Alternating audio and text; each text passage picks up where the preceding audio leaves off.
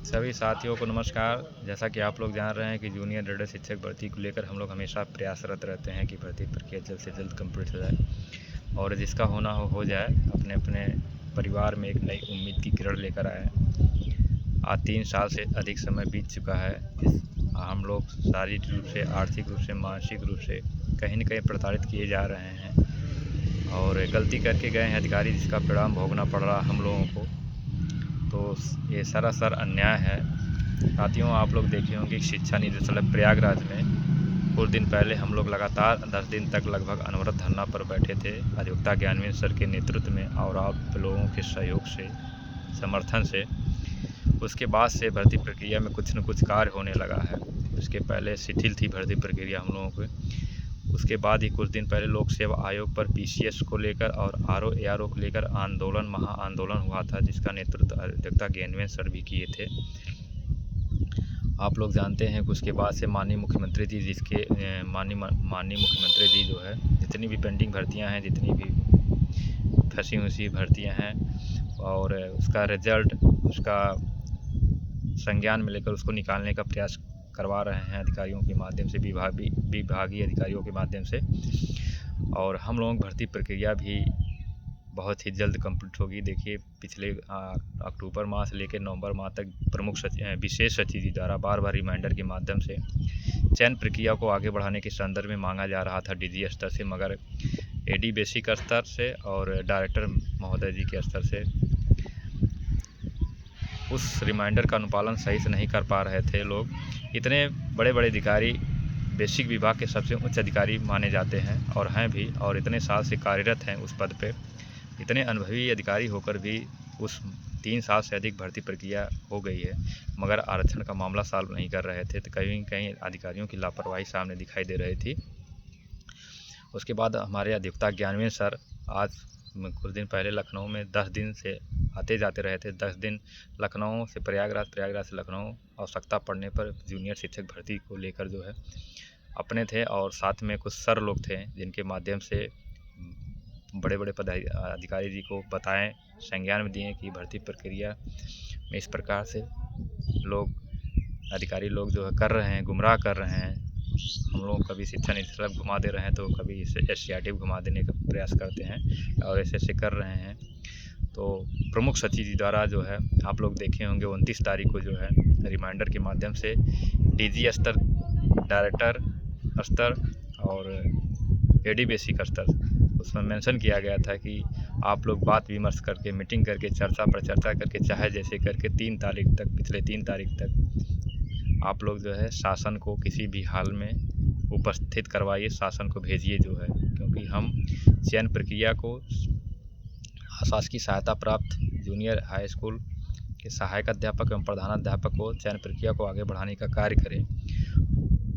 आप लोग देखे होंगे, और अधिवक्ता ज्ञानवेंद्र सर जो है बार बार बता रहे थे, सीपी भैया हमारे बता रहे थे कि प्रमुख सचिव जी द्वारा रिमाइंडर जारी किया गया था, मगर कुछ लोग ऐसे थे जो रिमाइंडर के नाम से मजाक उड़ा रहे थे कि उनको मजाक लग रहा था। और इसी प्रकार से हमेशा मजाक आप लोगों की भावनाओं के साथ करते रहते हैं। आप लोग समझ नहीं पाते हैं।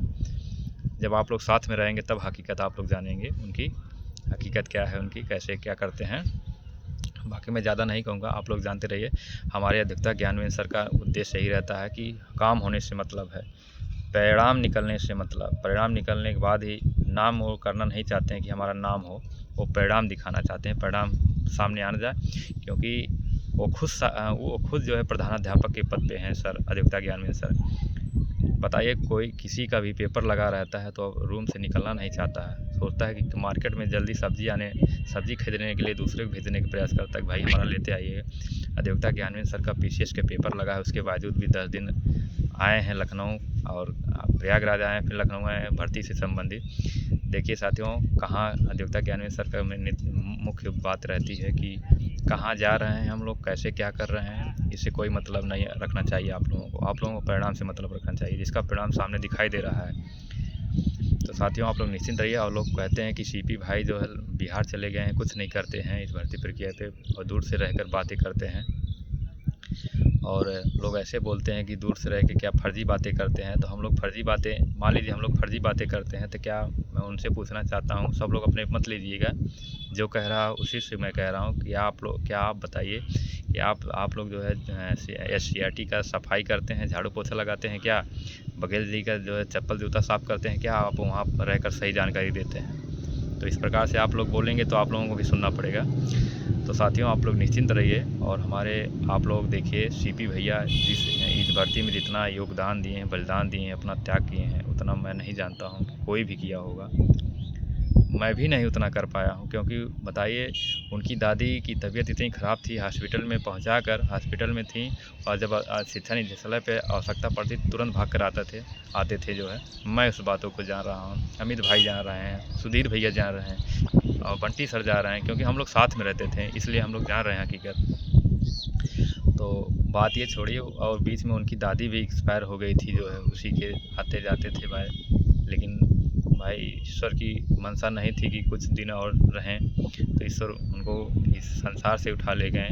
साथियों, ये सब पुरानी बातें हो गई, उसको मैं नहीं दोहराना चाहता हूँ, क्योंकि दुख होता है सब सीधे सुनकर। और देखिए आप लोग, मैं ये सब बातें नहीं कहना चाहता था, लेकिन आप लोग इस प्रकार से बातें बोलते हैं कि कहना पड़ जाता था, कहना पड़ जा रहा है। तो आप लोग निश्चिंत रहिए, शासनादेश हम लोगों को दिसंबर में ही आएगा, जैसा कि जानकारी मिलकर सामने आ रही है। और हमारे जो है सुधीर भैया के पिताजी का भी देहांत हो गया साथियों, आप लोग सुने होंगे। और हमारे राहुल सर हैं कुराओं के, जो इस भर्ती के शुरुआती दौर से जो है अनवरत धरना हो चाहे इस भर्ती को मुहिम चलाने का जो कार्य किए थे राहुल सर कुराओं के, उनके भी पिता का देहांत हो गया है साथियों। बहुत ही दुख है सुनकर हो रहा है। ईश्वर उनकी आत्मा को शांति दे, और परिवार में जो इतना बड़ा दुख सहना पड़ रहा है, झेलना पड़ रहा है, उस दुख को सहन करने की शक्ति दे पूरे परिवार को साथियों, यही सब बात है। और साथियों यही सब बात है। और कुछ लोग साथी हमारे कह रहे हैं कि भैया फ़ोन करके पूछ रहे हैं कि भैया क्या मंडल स्तरीय मेरिट बनेगी, क्या जिले स्तरीय बनेगी क्या? कुछ लोग बता रहे हैं साथियों। मैं बताना चाह रहा हूँ, यही सब छोटी छोटी जानकारी, जो उल्टी पुल्टी जानकारी जो है सही गलत आपको बताई जाती थी हमेशा से, और फिर बताई जा रही है कि मंडल स्तरीय बनेगी। आप लोग कभी सुने हैं कि मंडल स्तरीय कोई बेसिक विभाग की कोई भी भर्ती हो, मंडल स्तरीय कभी मेरिट बनी है? आप लोग सुने होंगे। मंडल स्तरीय नहीं बनी है, ना ही जिले स्तरीय बनी है। इस भर्ती में राज्य स्तरीय बन रही है, राज्य स्तरीय बनेगी। वही आदमी फिर आपको बताएंगे, वही लोग फिर बताएंगे कि नहीं भैया मंडल स्तरीय नहीं, राज्य स्तरीय बनेगी। फिर देखिएगा आप लोग बताएंगे। तो फर्जी बातें हैं, जो भी कह रहा है मंडल स्तरीय वो फर्जी है। इसी तरह फर्जी न्यूज़ देते रहते हैं हमेशा से, और फिर दे रहे हैं मंडल स्तरीय।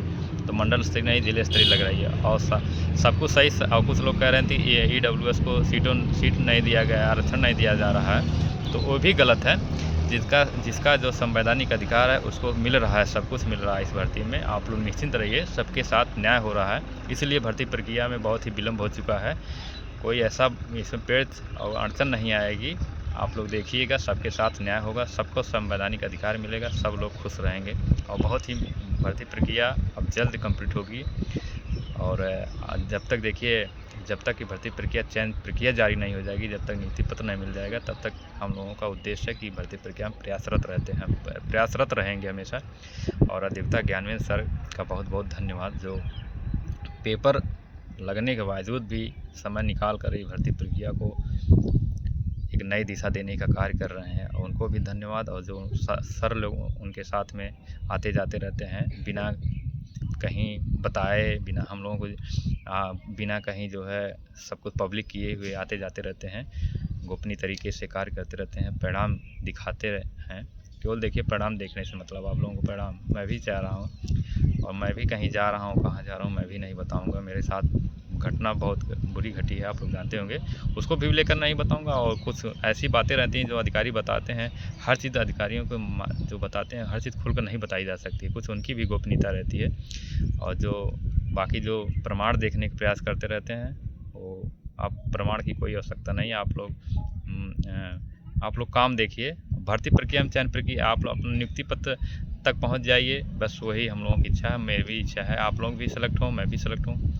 बाकी साथियों, आप लोग निश्चिंत रहिए, ना तो मंडल स्तरीय बनेगी, ना ही जिले स्तरीय। आप लोग निश्चिंत रहिए, जो भी संवैधानिक अधिकार है, और जो इसमें जो है राज्य स्तरीय बनेगी, आप लोग निश्चिंत रहिए। और जो EWS की बात करते हैं, नहीं मिलेगा, संवैधानिक अधिकार है, सबको साथ न्याय होगा।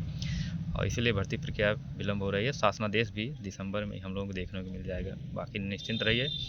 और हमारे जितने भी साथी हैं, सक्रिय साथी हैं, चाहे वो लखनऊ में कुछ साथी हों, चाहे प्रयागराज के कुछ साथी हों, सभी का बहुत बहुत धन्यवाद। चाहे किसी भी कोने को हों, ज़िले के उत्तर प्रदेश के सभी साथियों को का बहुत बहुत आभार, जो भर्ती प्रक्रिया के लिए हमेशा तत्पर रहते हैं। और उनको भी आभार जो फर्जी न्यूज़ देते रहते हैं कि मंडल स्तरीय बन रही है, उनको भी बहुत बहुत आभार। तो साथियों नमस्कार, धन्यवाद। आप लोग हंसते रहिए, मुस्कुराते रहिए, अपने परिवार का ख्याल भी करते रहिएगा। भर्ती प्रक्रिया बहुत जल्द कंप्लीट होगी। नमस्कार।